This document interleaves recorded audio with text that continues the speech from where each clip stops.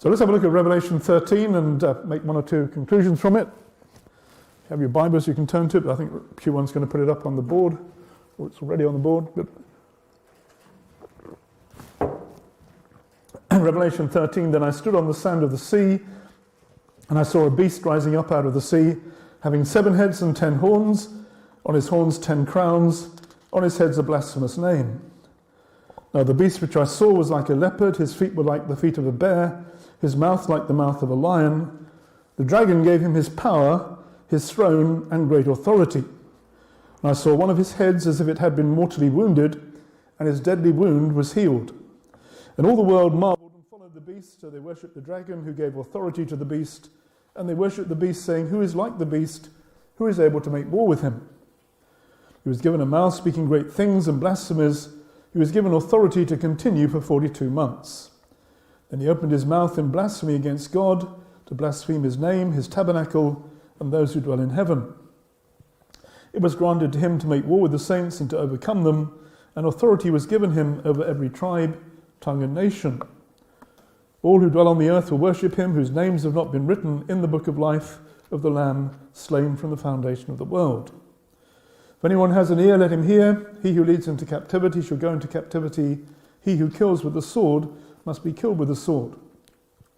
Here is the patience and faith of the saints.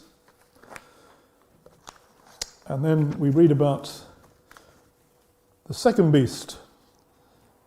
Verse 11, then I saw another beast coming up out of the earth. He had 2 horns like a lamb, spoke like a dragon. He exercises all the authority of the first beast in his presence and causes the earth and those who dwell in it to worship the first beast whose deadly wound was healed. He performs great signs so that he even makes fire come down from heaven on the earth in the sight of men. And he deceived those who dwell on the earth by those signs which he was granted to do in the sight of the beast, telling those who dwell on the earth to make an image to the beast who was wounded by the sword and lived. He was granted power to give breath to the image of the beast, that the image of the beast should both speak and cause as many as would not worship the image of the beast to be killed. He causes all, both small and great, free, rich and poor, free and slave, to receive a mark on their right hand or on their foreheads, and that no one may buy or sell except one who has the mark or the name of the beast or the number of his name. Here is wisdom. Let him who has understanding calculate the number of the beast, for it is the number of a man. His number is 666. A famous 666 prophecy. One of the things which you notice if you study that scripture is that it speaks about a time when the government is going to come under the control of this man. Not just in one place, but basically everywhere. Now, some have disputed whether that is possible today, because you see governments going in totally different directions. You see America going one way, China going another way, Russia going another way, but they ever all come together. And it does appear that if it does happen, then any kind of union will be a very fragile union. That in Daniel it speaks about the iron and the clay coming together, but they don't hold together. So you have nations coming together, but also falling apart. And that's kind of one of the features of the last days.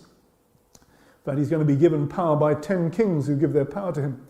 The 10 kings are either 10 regions of the world or 10 leaders who give their power to the Antichrist in the time of this setting up of this global government. 3 of them then turn against him. So there is a kind of war already between them. But it is possible to see, as we look at the world today, you see this coming together of nations. Say a bit more about how that's happening in a moment. But it also says that he's going to be given power by the devil. It says the dragon gave him his power and great authority. It also speaks about him having some connection with a leopard, a bear, a lion, and the dragon. What do those things mean? If you go to the book of Daniel, you'll see that those empires refer to the empires which oppressed God's people from the time of Nebuchadnezzar, the lion which was Babylon, the bear which was Persia, and the leopard which was Greece, followed by the final beast which was Rome. It's going to be something of the spirit behind those empires which will be behind this one. And it all goes back actually to ancient Babylon, to the Tower of Babel, so bringing the nations together, and the spirit behind Babel, which is the Antichrist, anti-God spirit, which will end up worshipping what has been made, not worshipping the Creator, and will bring in counterfeit religious system. So we have this situation It also says about him being mortally wounded and his deadly wound being healed. All the world marveled and followed the beast. Now, some speculation about what that means. Some have said that he will actually experience some kind of a counterfeit death and resurrection experience. So he'll be assassinated, apparently dead, and come back to life. Possible. I'm not going to say that's definitely what will happen, but if something happens which is a visible sign that he is some kind of a new Messiah coming to save us, he's got power, then you can imagine that the people in the world would marvel and follow him. Goes on to say that he will then, they'll worship the dragon who gave the authority to the beast. So as they worship him, they're worshipping the dragon behind him. And when I spoke about all those leaders like Hitler, Stalin, Mao, if they worship these leaders, they're not actually worshipping just the person, they're worshipping the demonic spirit which is behind them. So Satan is giving power to these men, and people are then worshipping them in a way which is actually bringing them into bondage to Satan. And he's given power and authority. He speaks great things and blasphemies, so he's speaking against God. Given authority for 42 months. 42 months, if you work it out, is 3.5 years. And in the scriptures, you have this period of 7 years at the end of days, the tribulation period, which is divided into 2 halves. From what I understand, he's coming to power in the first 3.5 years. After 3.5 years, he brings in the mark of the beast system, and from then on, it's big trouble right through to the end of days and the second coming of Jesus. So you have this period in which he's given power, during which time he opens his mouth in blasphemy against God, to blaspheme his name, his tabernacle, those who dwell in heaven. So he's blaspheming against God, he's making war with the saints and overcoming them, and he has authority over every tribe, tongue and nation. And people worship him whose names have not been written in the book of life. So in the end, you're going to have a choice between the beast and the Messiah. Nobody in between. Either you worship him, the wrong one, or you worship the true one, Jesus the Messiah. Why we need to worship Jesus now. Then we have this second beast who comes along, who's described as the false prophet, who's a kind of sidekick, if you like, to the Antichrist. And he brings in the worship of the image of the beast. Remember, we talked a bit about images. Makes an image which causes people to worship the image. The image apparently can speak, so whether it's some kind of technological thing through using some kind of advanced computer technology, I don't know. But there's something which causes this one to communicate. So I even said it could be just the television. You've got an image which speaks, and some kind of projection of the message through the image, speaking image. And we're living in the only time really where people have had a speaking image, aren't they? In the past you had an image which couldn't speak. People might have worshipped it, but you never had an image which could speak. Now we all spend half of our time watching an image which speaks, which is can be used for good, but most often is used for harm. And the image speaks, and he causes people to worship the beast. He says, worship, and that those who would not worship the image of the beast to be killed. So you have a choice to worship it or not to worship it.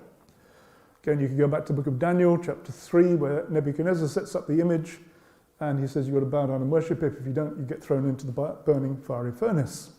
That's the spirit of the Antichrist, which is in Daniel and is here in Revelation. Then in verse 16, we have this very interesting verse, which speaks about him causing people, whether they're small or great, rich or poor, free or slave, to receive a mark on their right hand or on their foreheads, and no one can buy or sell unless they have the mark of the beast or the number of his name, and there's something to do with the number 666. Now, I'm not going to speculate too much about this because there's endless speculation about what it means, why the number 666, but what it does say here is that they'll be bringing in some kind of a system in which you can't buy or sell unless you have this authorization through this mark, which in somehow gives you the opportunity to buy and sell. So why buying and selling? Well, if you can't buy and sell, you can't really enter into society, can you? You need to be able to buy and sell to, go on a train, go on a bus, get your food, go to work, receive money to go to work. It's part of our basic society that you have to be able to buy and sell. But he's saying that this will be some kind of means by which you can be stopped from buying and selling if you have this mark. So what does it mean? And are we being prepared for it now? Are there things happening now which are pushing the world in this direction? See a few people nodding their heads. Perhaps you believe there are.